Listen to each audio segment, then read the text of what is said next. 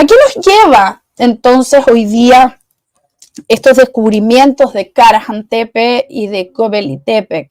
Bueno, en primer lugar, reescribir la historia, nos obliga a reescribir la historia, porque hace algún tiempo teníamos que enseñar que lo que había ocurrido era que en la última glaciación que se produce hace unos 15.000 años, 14.000 años, comienzan a subir las temperaturas del planeta, ¿cierto? Y el planeta, para poder liberar esta energía o exceso de calor, genera la erupción del 75% de los volcanes del planeta.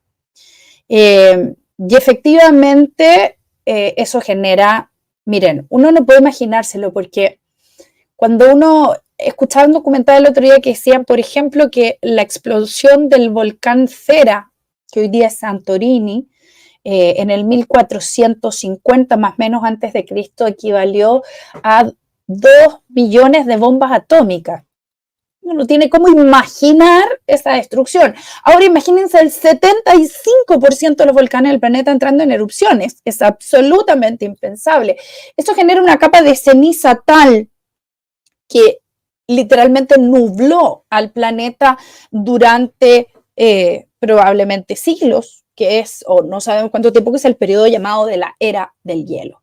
Y que después de ese descongelamiento, ese avance de los hielos congela todo y deja solamente habitable el centro del planeta, y cuando esto empieza a derretirse los hielos, a desvanecerse esta nube, estamos hablando ya del 12.000 antes de Cristo, ¿cierto?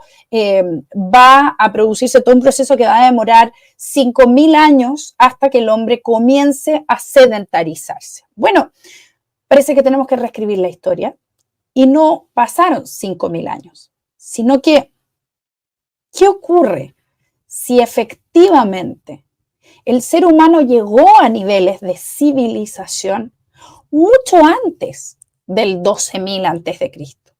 Sabemos que efectivamente el ser humano le tocó sobrevivir la última glaciación. Murió un porcentaje de la población humana enorme. Algunos calculan que hasta un 40 o un 50%. Bien, aún así, hubo seres humanos que vivieron antes, durante y después de la glaciación. ¿Qué pasaría si efectivamente comenzáramos a descubrir que el hombre llegó a niveles de desarrollo y de, como llamamos hoy día, civilización, mucho antes? Que cuando se produjo, ¿no?, el congelamiento, la era de los hielos, tuvo que sobrevivir, que perdió buena parte de sus construcciones, de sus obras y de sus logros culturales. Y que después, cuando se derriten los hielos, efectivamente comienzan recordando y heredando esa cultura, esos logros que ya tenían, a continuar con su historia.